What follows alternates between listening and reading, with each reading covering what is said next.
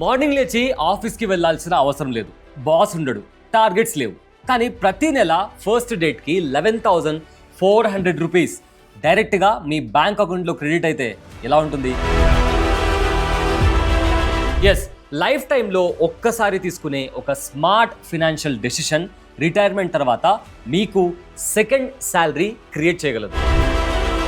అంతేకాదండి, ఈ ప్లాన్లో మీరు చూస్ చేసే ఆప్షన్ని బట్టి మీరు life long monthly income enjoy చేసి మీ తర్వాత మీ ఒరిజినల్ ఇన్వెస్ట్మెంట్ అమౌంట్ని ₹1 కూడా తగ్గకుండా మీ పిల్లలకి ట్రాన్స్ఫర్ చేసే అవకాశం కూడా ఉంటుంది. ఇన్కమ్ మీకు, అసెట్ మీ ఫ్యామిలీకి. అసలు ఇది ఎలా పాసిబుల్? ఎంత ఇన్వెస్ట్ చేయాలి? ఎప్పుడు ఇన్వెస్ట్ చేయాలి? 11,400 రూపీస్ మంత్లీ ఇన్కమ్ ఎలా క్యాలిక్యులేట్ చేస్తారు? ఈ ప్లాన్ అందరికీ సూట్ అవుతుందా లేదా కొంతమంది మాత్రమే తీసుకోవాలా? అన్ని డౌట్స్ని ఈ వీడియోలో కంప్లీట్గా క్లియర్గా డిస్కస్ చేద్దాం. కాబట్టి వీడియోని స్కిప్ చేయకుండా ఎండ్ వరకు చూడండి, ఎందుకంటే రిటైర్మెంట్ తర్వాత మీ ఫినాన్షియల్ లైఫ్ని మార్చేసే ఒక ఇన్ఫర్మేషన్ గురించి ఈరోజు మీరు తెలుసుకోబోతున్నారు. హాయ్, నా పేరు Abulai Syed. Let's start our video.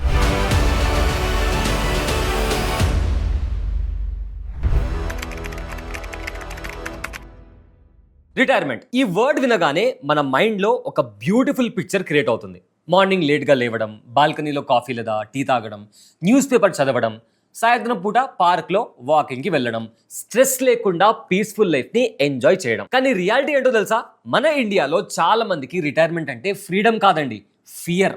ఎందుకంటే జాబ్ మాత్రమే రిటైర్ అవుతుంది, ఎక్స్పెన్సెస్ మాత్రం రిటైర్ అవ్వవు. కరెంట్ బిల్ కావచ్చు, గ్యాస్ బిల్, మెడిసిన్స్కి అయ్యే బిల్స్, హాస్పిటల్ బిల్స్, ఇన్ఫ్లేషన్, ఇవేవి రిటైర్ అవ్వవు. శాలరీ ఆగిపోయిన రోజు నుంచి ప్రతి నెల ఎక్స్పెన్సెస్ మాత్రం ఎప్పటిలాగే కంటిన్యూ అవుతూ ఉంటాయి. రిటైర్మెంట్కి ప్రిపేర్ అవ్వకపోతే లైఫ్లో ఫస్ట్ టైం మనకి టైం ఎక్కువగా ఉంటుంది, కానీ ఇన్కమ్ మాత్రం తక్కువగా ఉంటుంది. నేను ఒకసారి హైదరాబాద్లో మా అపార్ట్మెంట్లో రిటైర్ అయిన ఒక అంకుల్తో మాట్లాడుతున్నా. ఆయన ఆల్మోస్ట్ 35 ఇయర్స్ ప్రైవేట్ కంపెనీలో పనిచేశారు, చాలా మంచి శాలరీ తీసుకున్నారు అండ్ చాలా మంచి పొజిషన్లో ఆయన ఉండేవారు, మంచి లైఫ్. క్యాజువల్గా నేను ఆయన అడిగాను, అంకుల్ రిటైర్మెంట్ లైఫ్ ఎలా ఉంది, బాగా ఎంజాయ్ చేస్తున్నారా అని చెప్పి నేను ఆయనను అడిగాను. ఆయన నవ్వి ఒక మాట అన్నారు, అబులైజ్, జాబ్ ఉన్న రోజుల్లో శాలరీ గురించి ఎప్పుడు ఆలోచించలేదు, జాబ్ అయిపోయాక శాలరీ వాల్యూ అర్థమైంది అని. ఆ ఒక్క సెంటెన్స్ నన్ను చాలా ఆలోచించేలా చేసింది. ఎందుకంటే మనం యంగ్ ఏజ్లో ఇన్వెస్ట్మెంట్ అంటే రిటర్న్స్ గురించి ఆలోచిస్తాం, అండ్ రిటైర్మెంట్ ఏజ్లో ఇన్వెస్ట్మెంట్ అంటే ఇన్కమ్ గురించి ఆలోచిస్తాం. ఈ రెండింటి మధ్య డిఫరెన్స్ చాలా ఉందండి. సపోజ్ ఇవాళ నేను మీకు 1 crore ఇచ్చాను అనుకోండి, చాలా మంది ఏమనుకుంటారు, లైఫ్ సెట్ అని అనుకుంటారు. కానీ అదే 1 crore ప్రాపర్గా మేనేజ్ చేయకపోతే కొన్ని ఇయర్స్లోనే ఆ అమౌంట్ కంప్లీట్గా అయిపోయే ఛాన్స్ ఉంది. అందుకే రిటైర్మెంట్ ప్లానింగ్ అంటే పెద్ద కార్పస్ క్రియేట్ చేయడం కాదు, ఆ కార్పస్ని ప్రతి నెల ఇన్కమ్ లాగా మార్చడం, శాలరీ రీప్లేస్ అయ్యే ఇన్కమ్ సోర్స్ క్రియేట్ చేయడం. ఎగ్జాక్ట్లీ ఆ కాన్సెప్ట్ని సాల్వ్ చేయడానికి మనం ఈరోజు ఎల్ఐసి న్యూ జీవన్ శాంతి అనే పెన్షన్ స్కీమ్ గురించి మాట్లాడుకోబోతున్నాం. కానీ ముందే ఒక క్లారిటీ, ఈ వీడియో చూసి ఇమీడియట్గా ఆ పాలసీ కొనమని నేను మీకు చెప్పట్లేదండి. నా ఆబ్జెక్టివ్ ఏంటి అంటే రిటైర్మెంట్ ప్లానింగ్లో యాన్యుటీ అనే కాన్సెప్ట్ ఎలా వర్క్ అవుతుందో మీకు కంప్లీట్గా క్లారిటీ రావాలి. ఆ తర్వాత ఈ స్కీమ్ మీకు సూట్ అవుతుందా లేదా అనే డెసిషన్ మీరే తీసుకోండి. ఫినాన్స్లో బ్లైండ్లీ ఫాలో అవ్వడం కన్నా అర్థం చేసుకొని డెసిషన్ తీసుకోవడం చాలా ఇంపార్టెంట్. జనరల్లీ రిటైర్మెంట్ ప్లానింగ్ అంటే చాలామంది 3 ఆప్షన్స్ కన్సిడర్ చేస్తారు. First, fixed deposit. సెకండ్ది మ్యూచువల్ ఫండ్స్ లేదా స్టాక్స్. మూడోది పెన్షన్ లేదా యాన్యుటీ ప్లాన్. ఇప్పుడు చాలామంది ఇమీడియట్గా అడిగే క్వశ్చన్ ఏంటి అంటే, బ్రో ఈ మూడిట్లో బెస్ట్ ఏది? హానెస్ట్లీ చెప్పాలంటే ఆ క్వశ్చనే రాంగ్ అండి. కరెక్ట్ క్వశ్చన్ ఏంటి అంటే, మీ ఆబ్జెక్టివ్ ఏంటి? మీరు వెల్త్ క్రియేట్ చేయాలా లేదా రిటైర్మెంట్ తర్వాత మంత్లీ ఇన్కమ్ క్రియేట్ చేయాలా? ఎగ్జాంపుల్కి మీ ఏజ్ 30 ఇయర్స్ అనుకోండి, ఇంకా రిటైర్మెంట్కి 30 ఇయర్స్ టైం ఉంది. అప్పుడు మీకు అగ్రెసివ్ గ్రోత్ ఇంపార్టెంట్. కానీ అదే మీకు ఏజ్ 58 ఇయర్స్ అనుకోండి, నెక్స్ట్ 1 or 2 ఇయర్స్లో రిటైర్మెంట్ ఉంది. అప్పుడు హైయెస్ట్ రిటర్న్స్ కన్నా monthly income continuity important. Exactly అందుకే ఇన్వెస్ట్మెంట్ ప్రోడక్ట్స్ని కంపేర్ చేసేటప్పుడు రిటర్న్స్ మాత్రమే చూడకూడదు, ఆ ప్రోడక్ట్ సాల్వ్ చేసే ప్రాబ్లం ఏంటి అనేది కూడా చూడాలి. ఎల్ఐసి న్యూ జీవన్ శాంతి కూడా అలాంటి రిటైర్మెంట్ ఇన్కమ్ ప్రోడక్ట్. పేరు కొంచెం కాంప్లికేటెడ్గా అనిపించవచ్చు, కానీ కాన్సెప్ట్ మాత్రం చాలా సింపుల్ అండి. లైఫ్ టైం ఒక్కసారి ఇన్వెస్ట్మెంట్ చేస్తారు, తర్వాత మీరు డిసైడ్ చేసిన రిటైర్మెంట్ ఏజ్ నుంచి రెగ్యులర్ పెన్షన్ పొందుతారు. మంత్లీ కావచ్చు, క్వార్టర్లీ కావచ్చు, హాఫ్ ఇయర్లీ కావచ్చు, లేదా ఇయర్లీ కావచ్చు. మీ రిక్వైర్మెంట్ని బట్టి పెన్షన్ ఫ్రీక్వెన్సీ సెట్ చేసుకోవచ్చు. కానీ ఇక్కడ చాలామంది ఇమీడియట్గా ఒక డౌట్ అడుగుతారు, బ్రో అంటే ఇవాళ ఇన్వెస్ట్ చేస్తే రేపటి నుంచి పెన్షన్ స్టార్ట్ అవుతుందా అని. అలా కాదండి, ఇక్కడే ఈ పాలసీ ఇంట్రెస్టింగ్గా మారుతుంది. సపోజ్ మన స్టోరీలో రమేష్ అనే ఒక క్యారెక్టర్ని ఇంట్రొడ్యూస్ చేద్దాం. రమేష్ ఏజ్ 45 ఇయర్స్, ప్రైవేట్ కంపెనీలో మేనేజర్గా వర్క్ చేస్తున్నారు. చాలా ఇయర్స్ డిసిప్లిన్గా సేవ్ చేసి రిటైర్మెంట్ కోసం ఒక 10 lakhs పక్కన పెట్టారు. ఇప్పుడు ఆయన దగ్గర 2 ఆప్షన్స్ ఉన్నాయి. బ్యాంక్ ఎఫ్డీలో ఇన్వెస్ట్ చేయొచ్చు, లేదా రిటైర్మెంట్ ఇన్కమ్ క్రియేట్ చేసే పెన్షన్ ప్లాన్లో ఇన్వెస్ట్ చేయొచ్చు. ఆయన సెకండ్ ఆప్షన్ని చూస్ చేశారు. కానీ ఆయన ఇప్పుడే పెన్షన్ తీసుకోవాలి అనుకోలేదు. రీజన్ సింపుల్, శాలరీ ఆల్రెడీ వస్తుంది, ఇన్కమ్ ఆల్రెడీ ఉంది. మరి పెన్షన్ ఇప్పుడే ఎందుకు? కాబట్టి ఆయన ఎల్ఐసికి ఒక రిక్వెస్ట్ చేస్తారు, నాకు పెన్షన్ ఇప్పుడే వద్దు, నేను రిటైర్ అయ్యాక స్టార్ట్ చేయండి అని. ఎగ్జాక్ట్లీ దాన్నే డిఫర్మెంట్ పీరియడ్ అంటారు. వినడానికి ఫినాన్షియల్ టర్మ్ లాగా అనిపించవచ్చు, కానీ కాన్సెప్ట్ చాలా సింపుల్ అండి. మీరు ఇన్వెస్ట్ ఇవాళ చేస్తారు, పెన్షన్ మాత్రం ఫ్యూచర్లో స్టార్ట్ చేయమని రిక్వెస్ట్ చేస్తారు. ఈ పాలసీలో 1 year నుంచి మాక్సిమం 12 years వరకు డిఫర్మెంట్ పీరియడ్ సెలెక్ట్ చేసుకోవచ్చు. మన ఎగ్జాంపుల్లో రమేష్ 12 years సెలెక్ట్ చేసుకున్నారు. అంటే ఏజ్ 45లో ఇన్వెస్ట్ చేసి ఏజ్ 57 నుంచి పెన్షన్ స్టార్ట్ అవుతుంది. చాలా మంది ఇక్కడ ఒక క్వశ్చన్ అడుగుతారు, బ్రో ఎందుకు 12 years వెయిట్ చేస్తున్నారు? ఆన్సర్ సింపుల్ అండి. రిటైర్మెంట్ ప్లానింగ్ అంటే ప్రజెంట్ ఇన్కమ్ని రీప్లేస్ చేయడం కాదు, ఫ్యూచర్లో ఆగిపోయే ఇన్కమ్ని రీప్లేస్ చేయడం. మీరు ఆల్రెడీ శాలరీ అర్న్ చేస్తున్నప్పుడు పెన్షన్ అవసరం లేదు. కానీ రిటైర్మెంట్ అయిన తర్వాత శాలరీ స్టాప్ అయ్యే మూమెంట్ నుంచి పెన్షన్ స్టార్ట్ అయితే దానికి యాక్చువల్ వాల్యూ ఉంటుంది. సరే, ఇప్పుడు యాక్చువల్ క్యాల్కులేషన్లోకి వెళ్దాం. సపోజ్ రమేష్ 10 lakh రూపీస్ని ఈ స్కీమ్లో ఇన్వెస్ట్ చేస్తారు. 12 years డిఫర్మెంట్ పీరియడ్ కంప్లీట్ అయ్యింది. ఇప్పుడు ఆయన ఏజ్ 57 అనుకుందాం. రిటైర్మెంట్ కూడా అయిపోయింది. ఎల్ఐసి ఆయనకు అప్రాక్సిమేట్లీ ప్రతి నెల 11,400 రూపీస్ పెన్షన్ స్టార్ట్ చేసింది. అయితే ఒక్క నిమిషం అండి, ఆ 11,400ని అమౌంట్ లాగా అస్సలు చూడకండి, దాన్ని రిప్లేస్మెంట్ శాలరీ లాగా చూడండి. ఆఫీస్ శాలరీ ఫస్ట్ డేట్కి అకౌంట్లో పడినట్టు ఇప్పుడు పెన్షన్ పడుతుంది. ఆఫీస్కి వెళ్ళాల్సిన అవసరం లేదు, ట్రాఫిక్లో ట్రావెల్ చేయాల్సిన అవసరం ఉండదు, టార్గెట్స్ లేవు, పర్ఫార్మెన్స్ రివ్యూస్ లేవు, కానీ ఇన్కమ్ మాత్రం కంటిన్యూ అవుతుంది. అదే రిటైర్మెంట్ ప్లానింగ్లో ఉన్న యాక్చువల్ ఆబ్జెక్టివ్. ప్రతి నెల 11,400 రూపీస్ అంటే సంవత్సరంలో 1,36,000 రూపాయలు. ఇప్పుడు సపోజ్ రమేష్ రిటైర్మెంట్ తర్వాత 20 years పెన్షన్ తీసుకున్నారు అనుకుందాం. అప్పుడు అప్రాక్సిమేట్లీ 27.36 lakhs పెన్షన్ పొందుతారు. 25 years తీసుకున్నారనుకోండి, అప్పుడు 34 lakhsకి పైగా తీసుకున్నట్టు. 30 years తీసుకున్నారనుకుందాం, అప్పుడు 41 lakhs కన్నా ఎక్కువ పెన్షన్ ఆయన తీసుకునే అవకాశం ఉంటుంది. కానీ ఇక్కడ చాలామంది ఎక్సైట్మెంట్లో ఒక రాంగ్ కన్క్లూషన్కి వచ్చేస్తారు. బ్రో అంటే 10 లక్షలు పెడితే 41 లక్షలు వచ్చేస్తున్నాయి కదా అని అనుకుంటారు. కానీ అలా కాదండి. ఎందుకంటే ఇక్కడ మనం వెల్త్ని క్రియేట్ చేయట్లేదు, ఇన్కమ్ క్రియేట్ చేస్తున్నాం. ఈ 2 కాన్సెప్ట్స్ మధ్య డిఫరెంట్ అర్థమైతే మీ స్కీమ్ వాల్యూ ఆటోమేటిక్గా మీకు అర్థమవుతుంది. సో ఒక్కసారి ఇమాజిన్ చేయండి, నేను మీకు 2 ఆప్షన్స్ ఇచ్చాను. ఫస్ట్ ఆప్షన్ 40 lakhs ఒకరికి ఇస్తాను, రెండో ఆప్షన్ లైఫ్ లాంగ్ ప్రతి నెల ఫిక్స్డ్ ఇన్కమ్ ఇస్తాను. ఏది బెటర్? ఆన్సర్ సింపుల్, మీ ఏజ్, మీ రెస్పాన్సిబిలిటీస్, మీ లైఫ్ స్టేజ్ మీద డిపెండ్ అవుతుంది.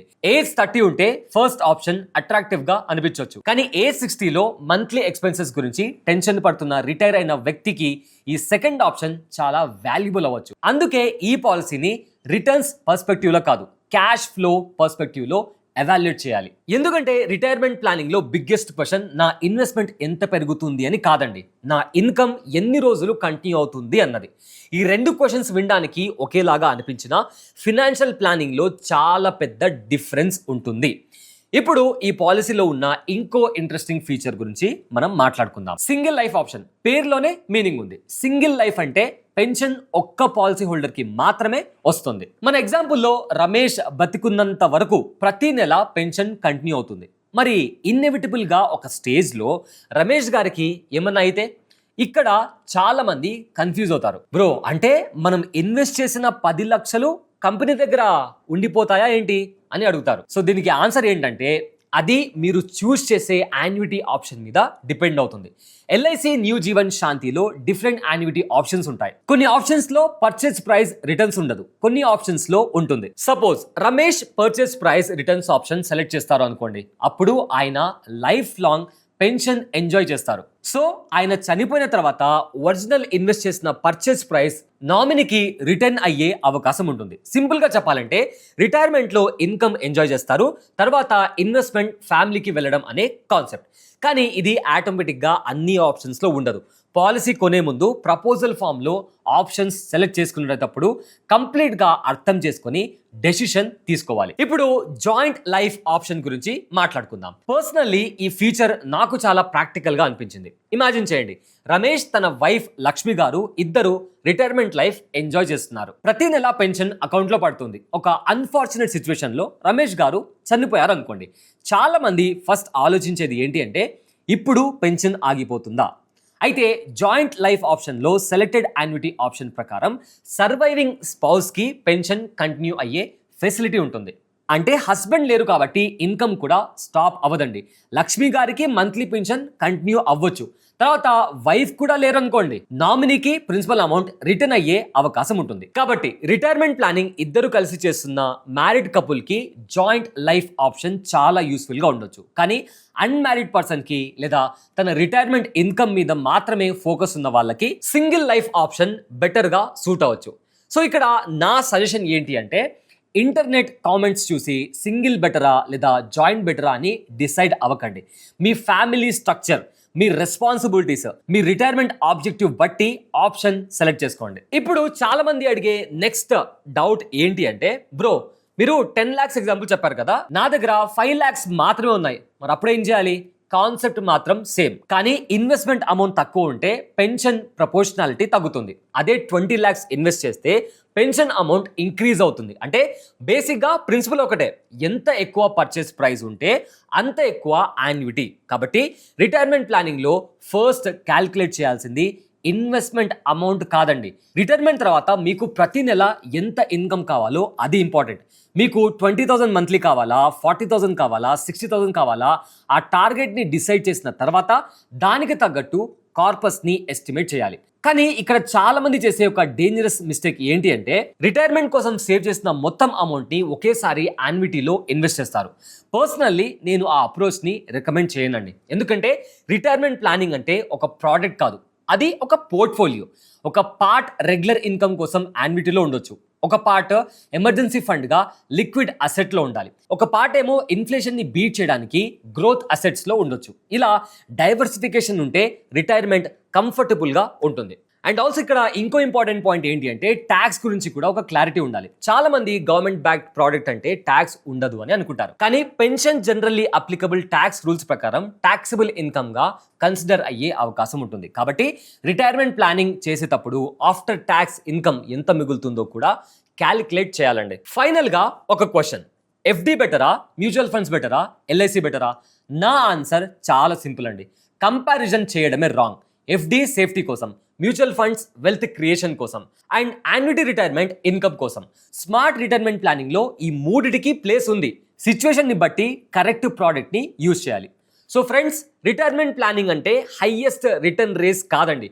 శాలరీ ఆగిపోయిన తర్వాత కూడా ఇన్కమ్ ఆగకూడదు అని ముందే ప్లాన్ చేసుకోవడం లాంటిది. సో ఎల్ఐసి న్యూ జీవన్ శాంతి లాంటి స్కీమ్స్ ఎగ్జాక్ట్లీ ఆ ఆబ్జెక్టివ్ ని సర్వ్ చేస్తున్నాయి. కానీ ఈ వీడియోని చూసి ఇమీడియట్ గా ఆ పాలసీ కొనకండి. ముందు అఫీషియల్ కొటేషన్ తీసుకోండి. మీ age, deferment period, annuity option, tax implications ఇవన్నీ కంపేర్ చేయండి. ఒక ఫినాన్షియల్ అడ్వైజర్తో డిస్కస్ చేసిన తర్వాత అప్పుడే ఫైనల్ డెసిషన్ తీసుకోండి. ఎందుకంటే బెస్ట్ ఇన్వెస్ట్మెంట్ అనేది ప్రపంచంలో ఉండదు. మీ లైఫ్ గోల్స్కి సూట్ అయ్యే ఇన్వెస్ట్మెంట్ మాత్రమే బెస్ట్ ఇన్వెస్ట్మెంట్.